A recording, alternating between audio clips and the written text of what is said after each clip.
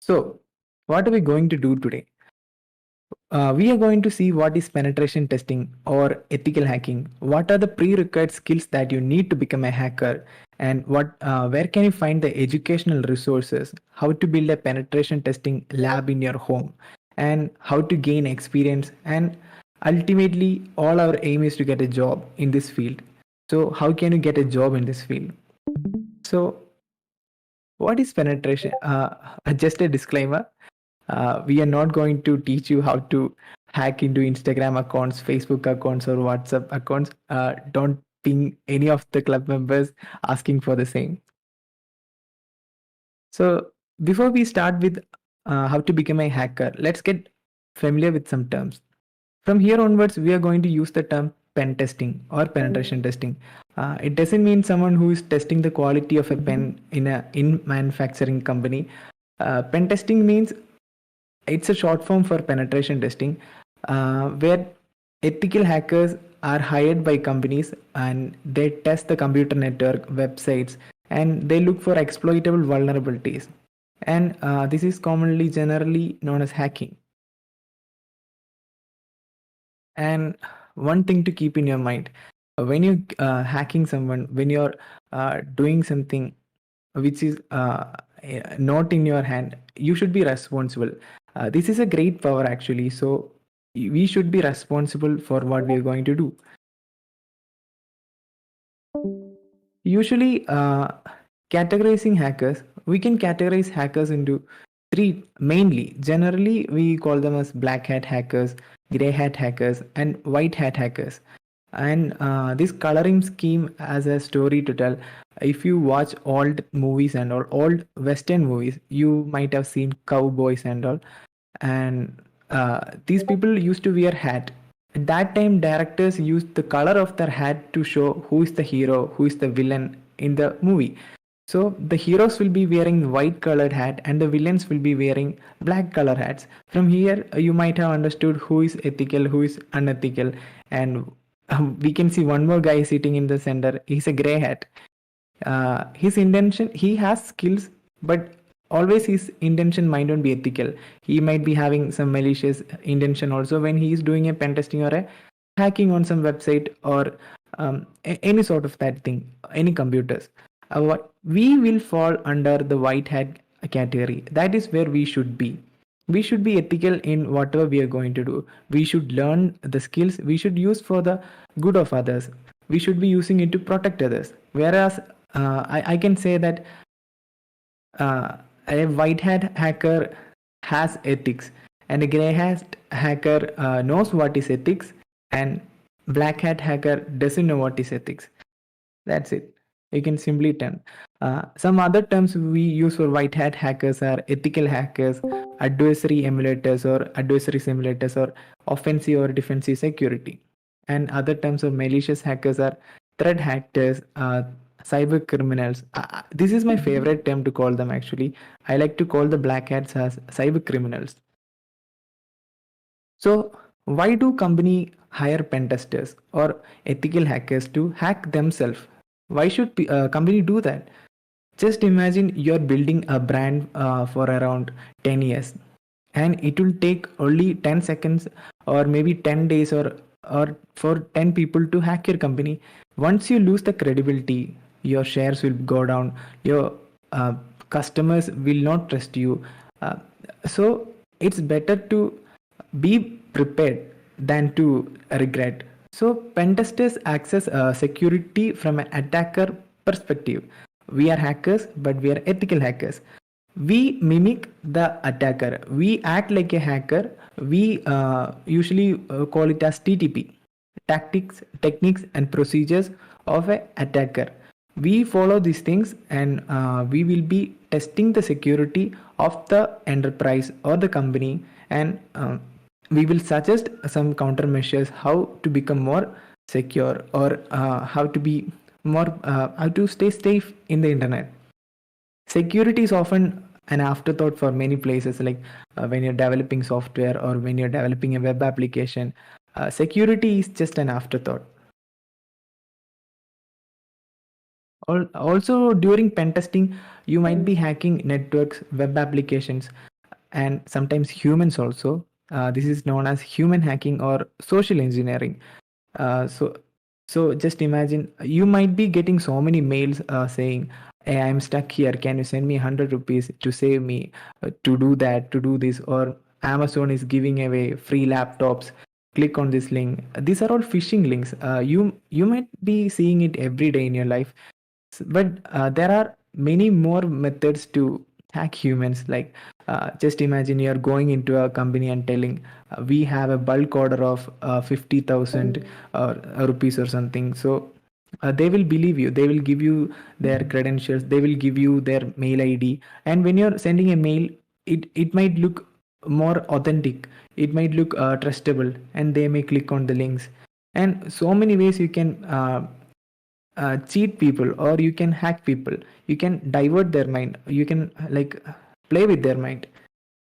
So just like hackers, pen testing also is categorized into three.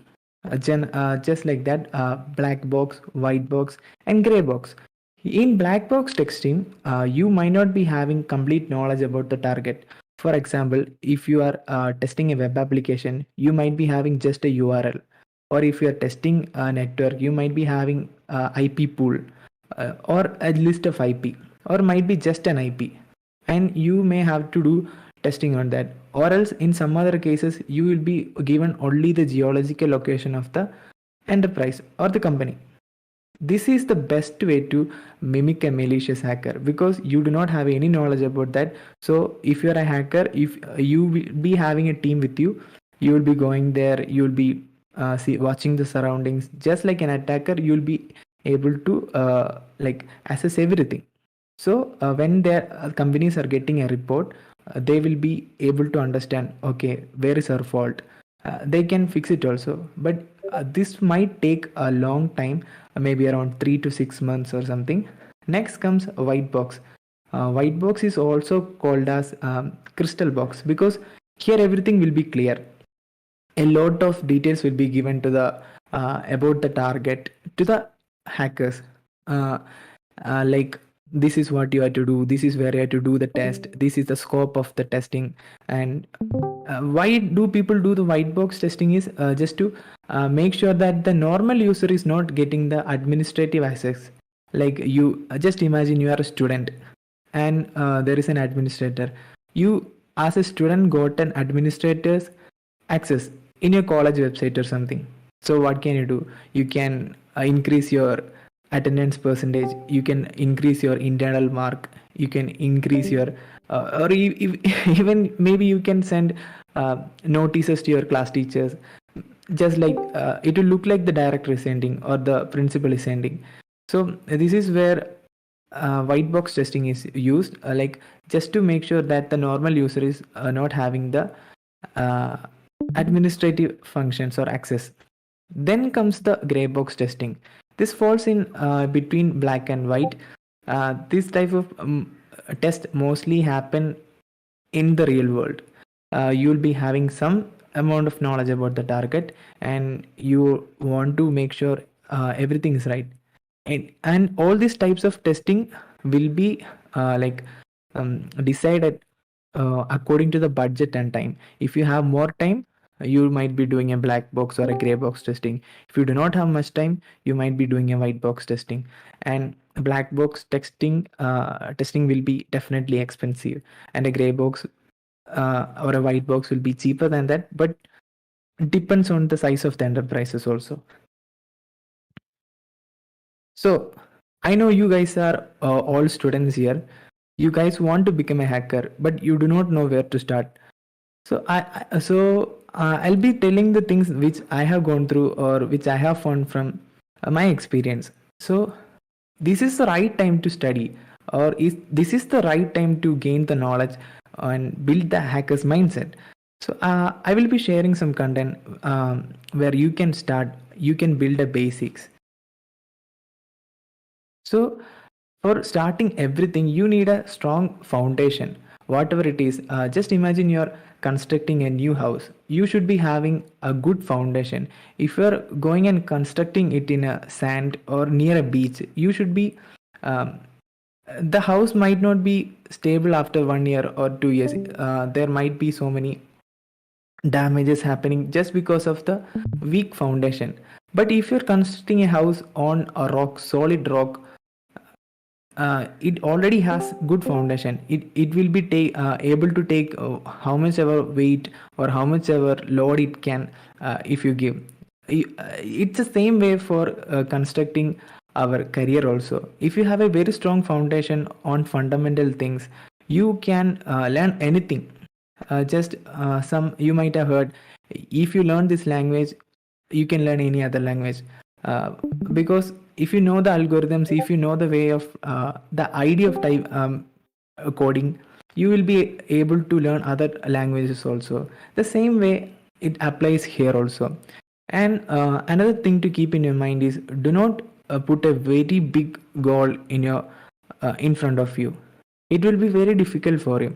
Taking the first step is always the hardest, but if you take that step, if you decide to do something, it will be very hard for you to start in the beginning, but later on it will be easy for you.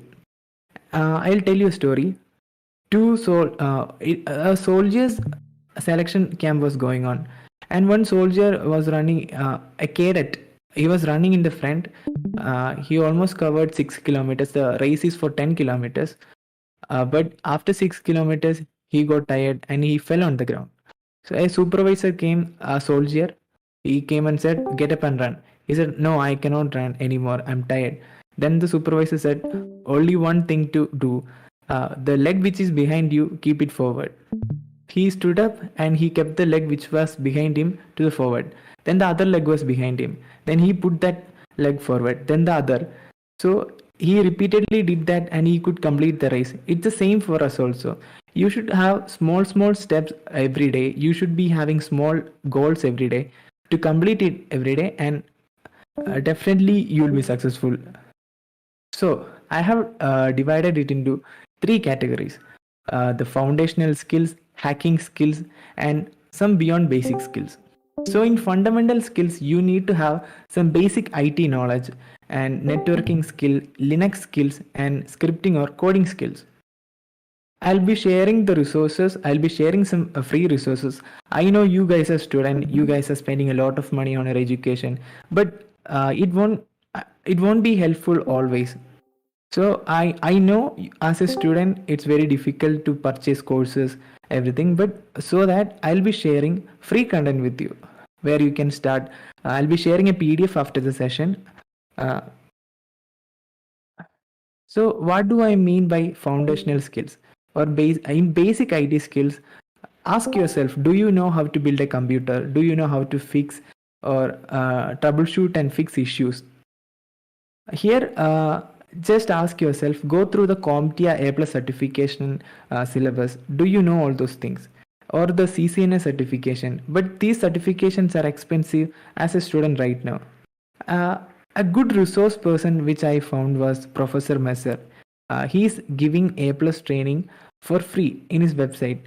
You can search in the Google, or else I'll be sharing the links after this.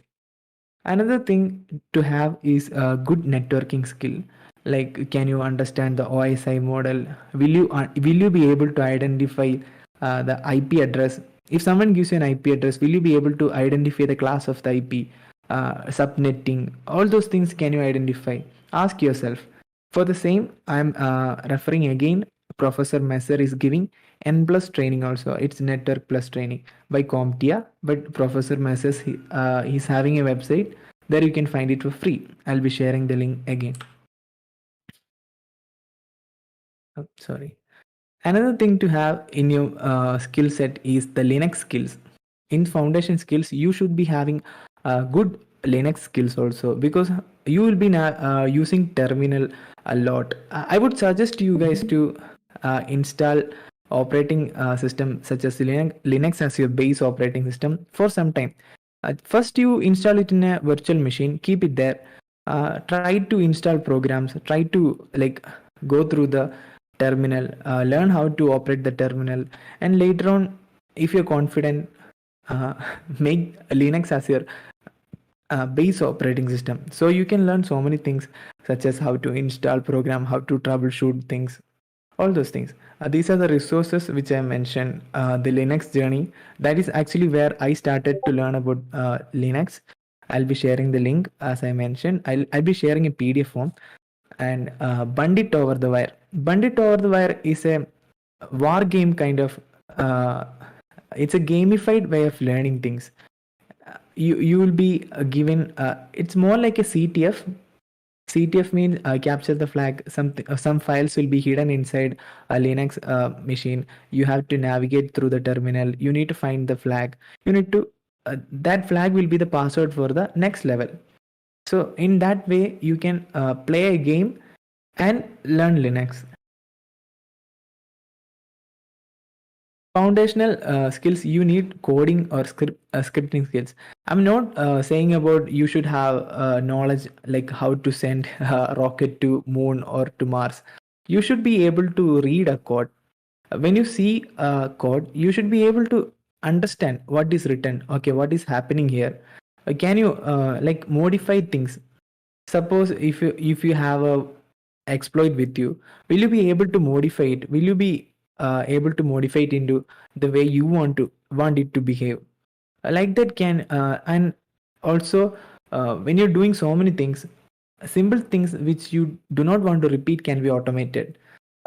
Suppose like if you want to ping and get the IP status and all, these things can be automated. For that, I would suggest to start. If you know some programming language, it's well and good. But if you do not know any programming language, I will suggest Python 3. You can but you may have your own choices. This is just my suggestion. These are the free resources I found on the internet. Free Codecamp, then HackerRank, and Udemy and Coursera courses are there. It's not free, but not that expensive also. Sometimes if you look for the right time, you might get it for 20 or 30 rupees also, minimum. And YouTube and Google. I do remember in one of the previous session I attended, where Anil Tom, he was saying, you make Google as your best friend. I would like to take it from him. Make Google as your best friend.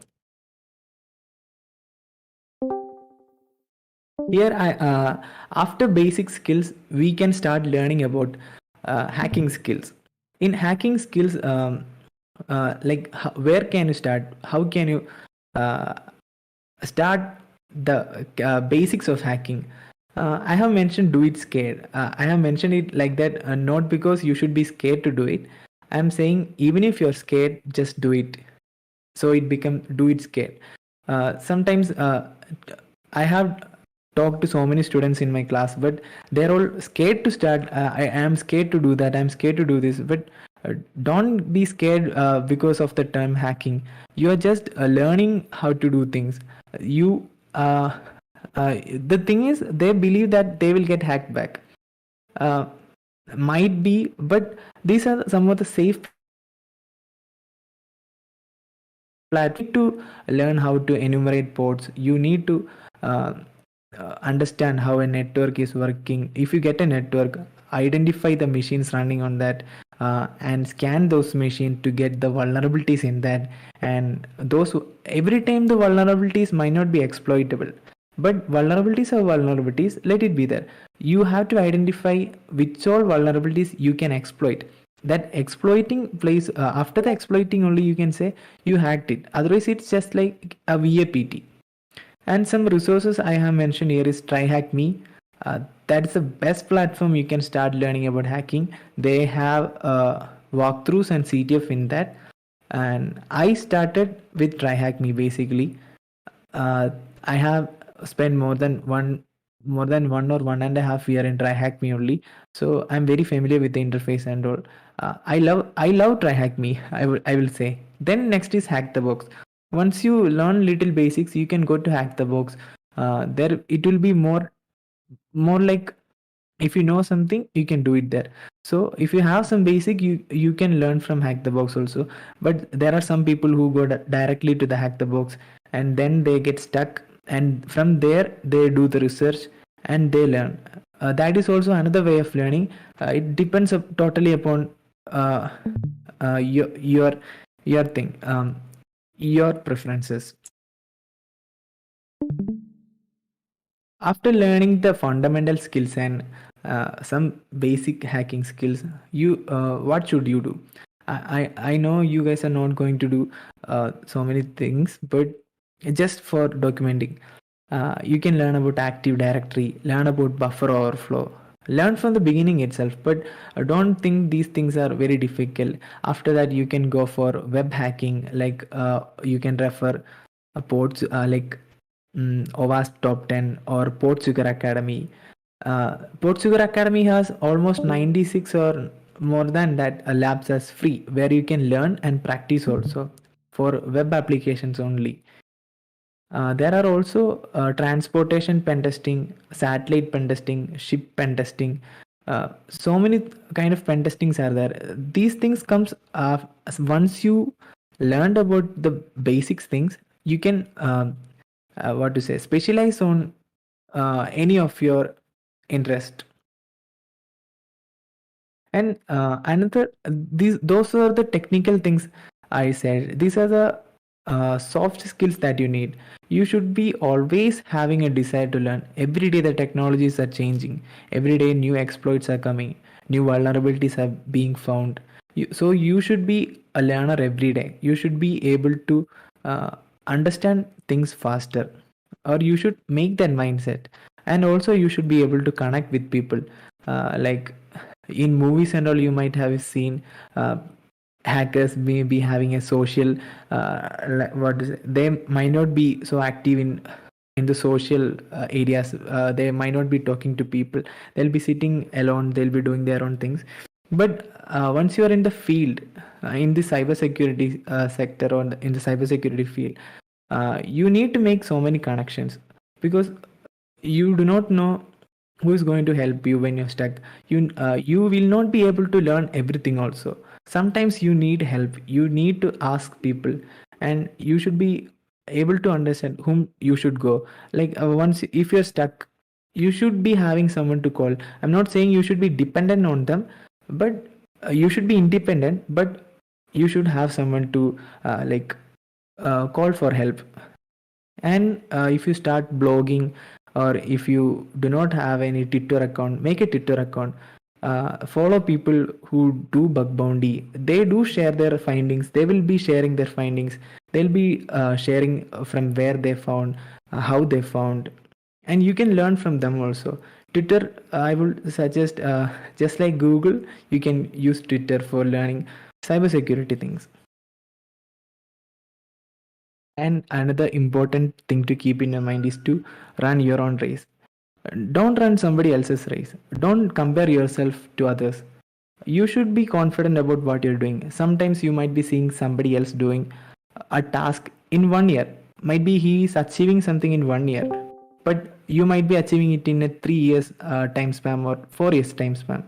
That's okay. If you can do it, just do it. Don't compare yourself to others. Next is about once you learned all these things, and together when you're learning, you should be having a Pentest lab also, where you can practice, because we cannot go and hack our friend's computer and say, "Yay, I learned hacking." You have to be in your own environment, be in a safe place, and be that's legal. No, you cannot say I hacked someone to learn hacking. You can be in your own area, your own control. A minimalistic lab, a dedicated lab, and an advanced lab. These are the three things I have categorized it. A minimalistic lab means you can install a virtual machine in your own computer, in your own laptop. So it's portable. You can carry it anywhere. You can study from anywhere. It's cheap also, very easy to maintain. But once after some time, you might feel, okay, I need a dedicated lab. I do not need a virtual machine. That time, you can make the operating system as you can make it dedicated only for pen testing purposes. So there are many advantages and disadvantages. Sometimes you might need to have more than one computer in the network. So you might be learning about networking and how to troubleshoot all those things. After some time you might you may upgrade, you may not upgrade also. You can have an advanced lab where you will be having more than 2 or 3 computers. It will be very expensive also at that time, and setting up things will be time consuming also. When it become expensive, when it becomes bigger, it will be taking more electricity. When it is taking more electricity, the chances of getting producing heat will be more. If heat is being produced, you need to cool that system down. For that, again, expenses will be there. So it will be little expensive for setting up an advanced lab. But as a student, for us, a minimalistic lab is more than enough. We can just I'll suggest two software such as um, VirtualBox and VirtualBox, and I use um,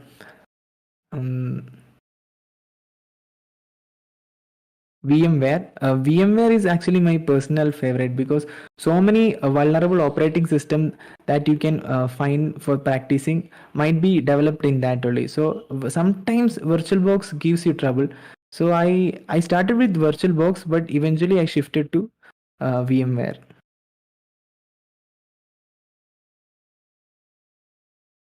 Once you guys have set up the lab, you have learned something.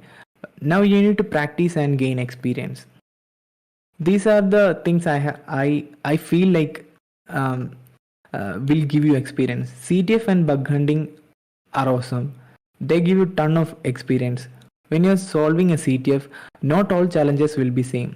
Different CTF will be having different challenges, and once you complete 10 to 15 CTFs, your mindset only will change. Like you will be able to identify vulnerabilities faster.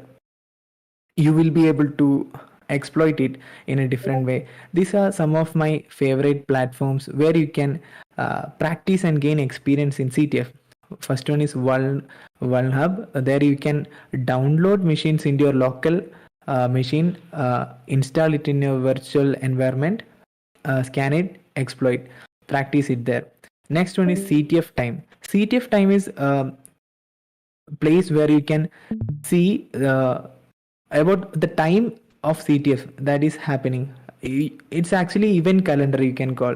Whenever a CTF is happening anytime, anywhere in the world, it will be updated there. If it is virtual, you can participate. If it is free, you can see that. If it is paid, you can see that, and you can participate there. Next one is Pico CTF. It happens once or twice in a year, where I forgot exactly, but the challenges will be there in there. There you can go and practice there also. Next one is over the wire. We have seen over the wire in the Linux also, where you have to where we are learning about Linux. There are also so many gamified way of CTFs are there. Next one is CTF Learn. This is what I suggest for extreme beginners. If you do not know about CTF and all, you can go to their website CTF Learn. There you will be seeing so many challenges. There they'll be walking you through the challenges. Next one is Try Hack Me, my personal favorite, and Hack the Box. After some people might be interested more into web application pen testing. That is where bug hunting comes. If you know how to hunt for web application pen testing, if you know what are the if you know some of the vulnerabilities, you can start a career in bug hunting also. But the problem with bug hunting is never expect a result. If you expect a result, sometimes you will be disappointed. Like so many people will be testing on the same website or on a same target, and first guy to get the vulnerability and report it will receive the rewards, and the next guy to submit the same vulnerability might get a duplicate or just a thanks. So if you can motivate yourself, and if you are dedicated into that, you can test web applications, and these are some of the platforms. This OWASP top 10 which I have mentioned are the list of vulnerabilities. Top 10 vulnerabilities will be updated every 2 or 3 years. OWASP is actually open source web application security project. It's a non-profit organization, we can say. They do train people. They do make fine. They want to make the web application secure in the world. That's their main idea. Next one is bug crowd. Bug crowd is where you can hunt for bugs, and HackerOne is also another platform. HackerOne is having a hacktivity page where people will be showing like disclosing the reports they have submitted to HackerOne. It will be having vulnerabilities. If you go and check the activity of HackerOne, you can learn so many things. Next one is trying to do internships. If you can do internship in the field of cybersecurity, it will be a great experience for you. But I will suggest not to do any paid internship, because paid internship you might be getting trainings, and getting a training and getting an experience are two different things. Work experience and trainings are two different things. So you should be always looking for unpaid internship. So that's what I have to say about internship. But in case if you couldn't find, it doesn't matter. Totally depends. I'm not saying everyone doesn't give good quality internship if it's paid. I'm just saying if you can find an unpaid internship, I mean, you're not giving money to the company. If you can get money from them for an internship, that's awesome. Next one is volunteering for events. So many cybersecurity events will be happening around the world, and even in our India, so many places cybersecurity events will be happening.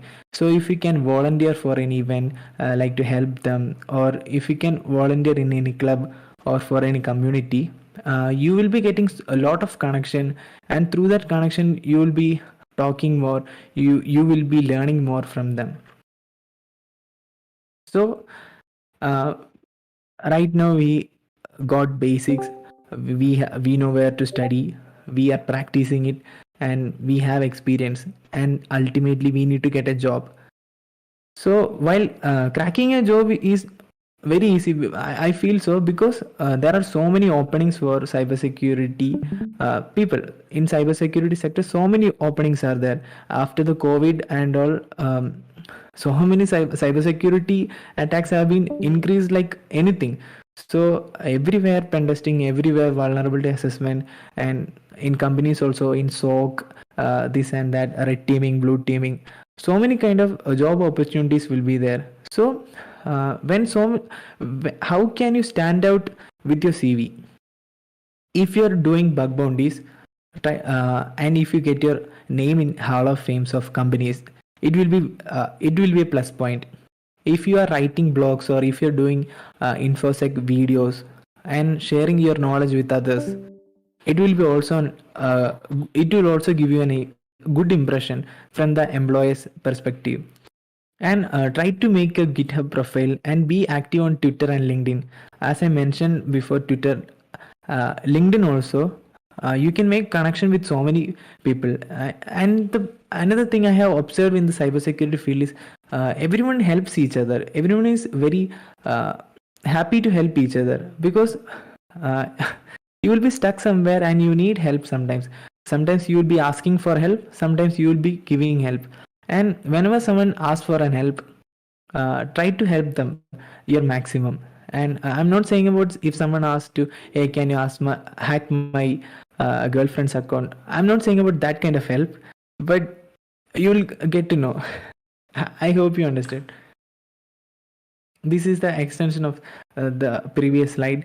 Play CTFs, be active on Hack the Box, Try Hack Me, and other CTF platforms, and create your own vulnerable machines. That way you can understand how not to make vulnerable things, how to fix the things, how to fix vulnerabilities. Try to make vulnerable systems. Also try to create open source tools. If you know coding, if you know scripting and all, try to make some tools, give it to the open source community.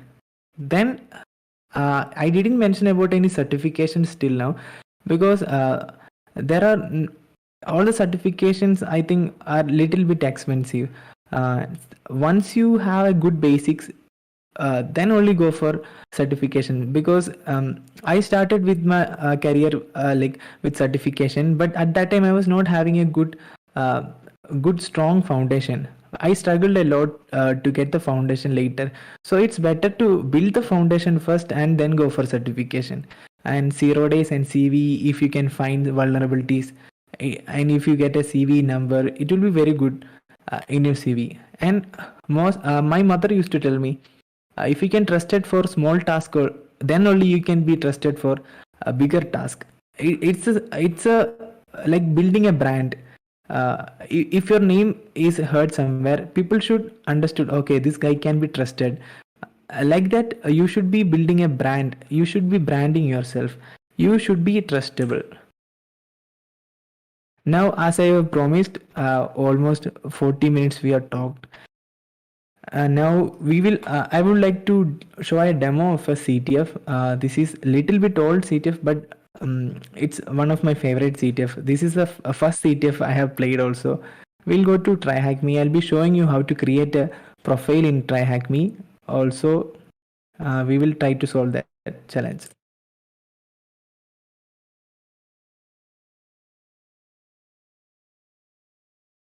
Okay, open TryHackMe. I think I'm already logged in. This is the dashboard. Here you can see the things which you have completed recently. These are my friends. Here you will see the points. Here you can see the new rooms. If you go to learn, you have learning paths here. They have already made modules like junior penetration tester, pre-security, cyber defense, CompTIA, Pentest Plus. These are modules. If you open that, you will see so many rooms also inside that. You can go and learn if you want, whichever you like. Right now, what we are going to do is CTF. We will go here, and not all the boxes are free in TryHackMe, but almost everything is free. If you, I'll suggest to go through all the free boxes, and when you are confident enough, if you want, you can purchase. I think it's around $10 per month, and if you use a student pass or a student mail ID, you will get it for $7. We'll search for free early boxes, and we'll search for CTF, and Mr. Robot is here.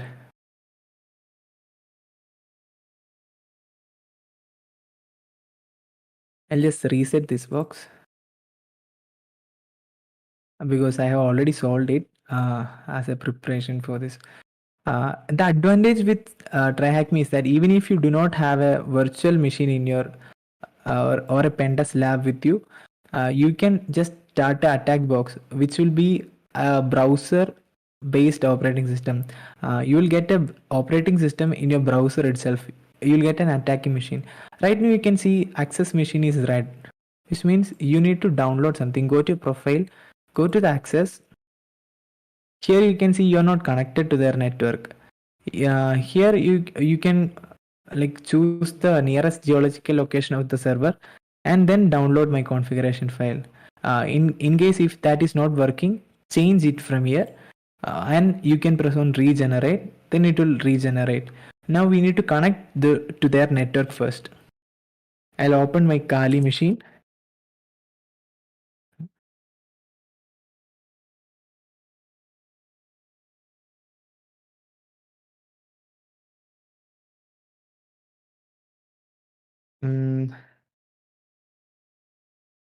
Where am I now?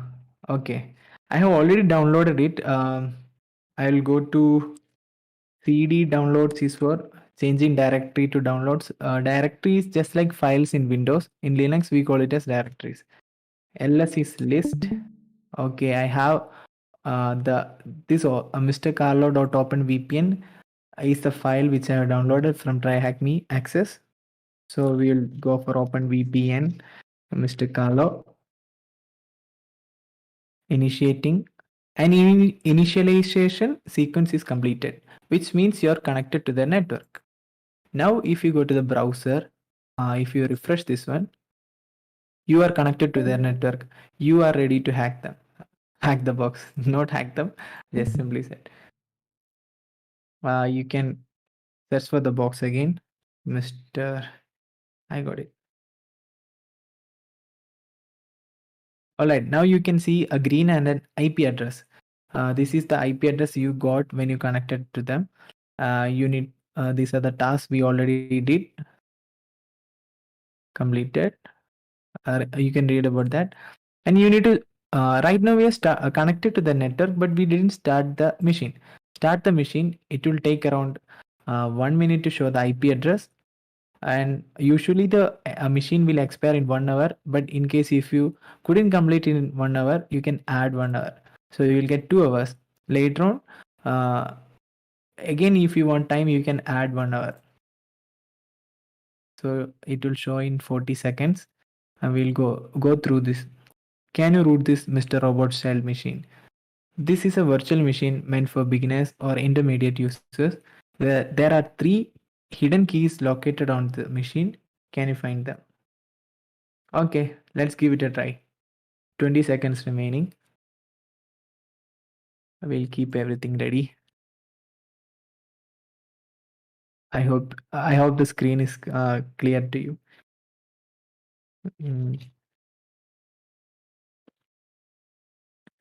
Sudo su for switching user. I need a user with root privileges, so I switched it into root. Nmap is network mapper. I use this tool for scanning the network. In 10 seconds, we'll get the IP address.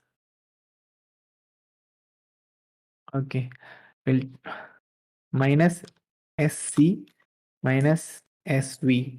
Minus SC is for running the which one? Service enumeration, and minus SV is for running version enumeration. So we can see which all ports are open. We'll find which all services are running and which version is running. So if you know the version, it's easy to find the vulnerabilities in that. Okay, we got the IP address 10.10.9466.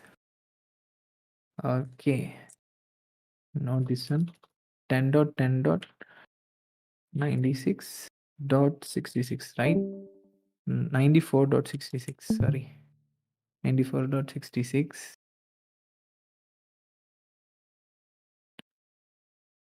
Okay, right now the Nmap scan is running. We will get the scanning result right now itself. We can see which all ports are open. We'll just see. Why is it taking some time? Sometimes it will take some small amount of time, but definitely around 1 or 2 minutes we might get the result. Okay, let it be there.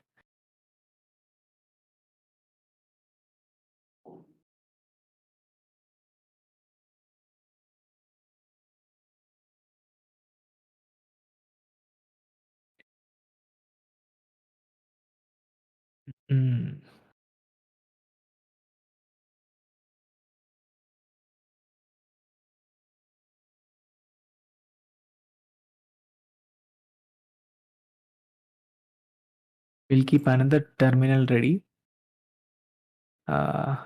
If there is, okay, we got the result. We can see here the port 22 is closed. Okay, port 80 is open. HTTP running. 443 is also open. HTTP. So port 80 and 443 is open, which means most probably a website will be there. We'll copy that IP address, paste it in the web browser. We'll just try to open it.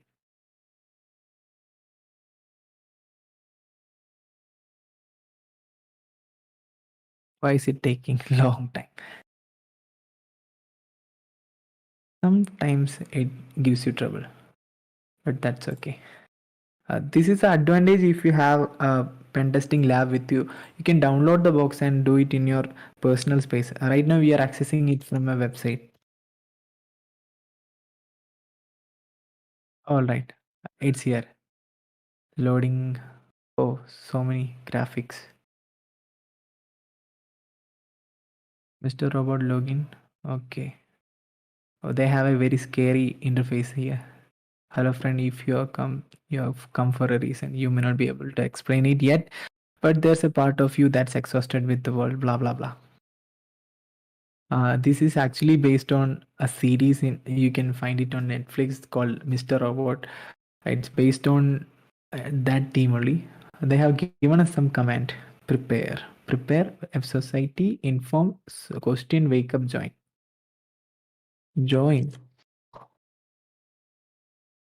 Hello friend, hi. You don't know me? No, I don't know you, but I have been watching you. Watching me. Are you there in the session? I know you feel trapped. Mm, okay, let me type something back. Okay. Oh, they need my email. Should I give my email? I'll give Joshua's. Mm, eh, dark. Mm, that's it. We will be in touch. Okay. Help. Hey, did you guys notice something here? When I typed the join command, it took me to this directory. So let's try directory enumeration here. For that, I'll use a tool called as um, GoBuster. GoBuster. I have already. This is a help with the new Kali. Director minus U is for putting the URL, and minus W for uh, giving the path of the word list. I use a word list here. It's not a custom bit. It's actually there in your Kali machine. When you install it also, it is defaultly there. 94.66. Okay, I'll run the GoBuster. Okay, GoBuster is running. It will be looking for other things also. And now status code is 300. 200. We have a status code of 200 for sitemap. We'll change it into sitemap. Sitemap. I need to see. Oh, nothing is there. Okay. Where else I can find a 200? Intro is having status code 200. Status code 200 means something is there. You can go and look. It's access that basically. What was that? Intro. Are you ready to join? Okay. Whom should I reply? They just went. Okay. Oh, what happened to GoWester? WP login is also having a 200 status code, which means it has a WP login also. It's actually for admins only. It is not supposed to be exposed. WP login. Show me WP login. I want to see. WP login is having that status code of 200. Okay. 301.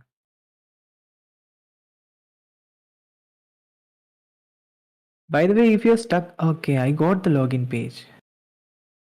But let me try admin, don't save, admin, default password, error, invalid username, lost your password. 301, something else. In case if you're stuck, you can go to this Try Hack Me website and you will get hints here. So the first two key, you got a hint of robots. What are robots? Okay, license is having a status code of 300. I think we already went there now. Let's try that. License. What you do, just pull code from and some. Since when did you become a script kiddie? There's a scroll bar here. Let's scroll me. Do you want a password or something? Yes. Oh, password. I got something here, but seems to be encrypted. That's okay. One of my favorite decryption tool is Chef. Cyber Chef hosted in GitHub. Okay. Let me paste it here.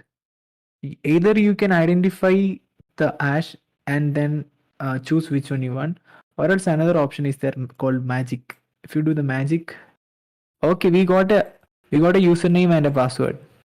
We have a username and a password right now. I think this is for logging into the WP admin page. 10.10.94.66. Oh, sorry. /WP login. Anything else in GoBuster? No. They're still scanning for something. We got it from license. This hashed password. Okay, we got that. Sorry, we'll paste it here. Elliot. And in CyberChef, we need the password. We got it from here.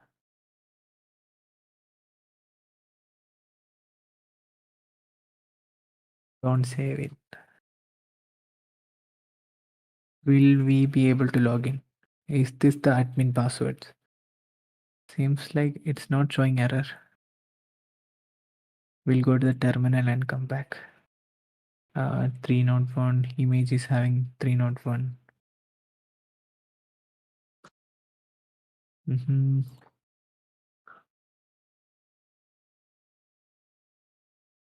It's showing a dashboard. All right, we are in the okay. We are in the admin page now. WP admin WordPress. This site is made with WordPress hosted. The support of WordPress. We have the WP admin page here. Now we can do anything. You can deface the website. You can run a reverse shell from here. Let me go, but we don't know where's the key. How to find the key? We'll just go to post, all post, media, pages, comments. GoBuster is still running.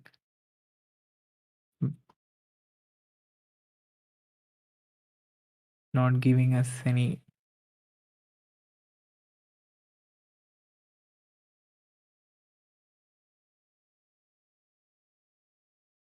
We got our hashed password from here. The status code was 200. We got it from there.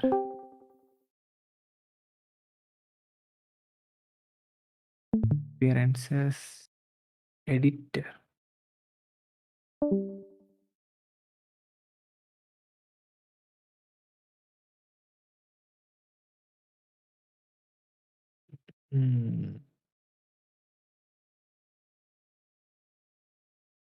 All right, since this is taking too much time, I'll give you a hint. Since I have already gone through this box, just like this license, you'll get as we have seen it here in the hint. Our robots are also welcome. We'll just go to the robots and see what all things we can get from them. Robots. All right, we got the first key. User agent. This is fsociety dot dictionary file is there, and we have the first key here. Copy from there. Replace it for. Okay. Is this hashed password? Let me try it on the TryHackMe website itself. Paste it there. Submit. Woohoo! We got the first password. We got the first key. We need to find two more other keys in the same way. This is basically a CTF where almost all the CTFs will be the same way. Right now you guys can ask me questions in Discord. I'll be going through the chats.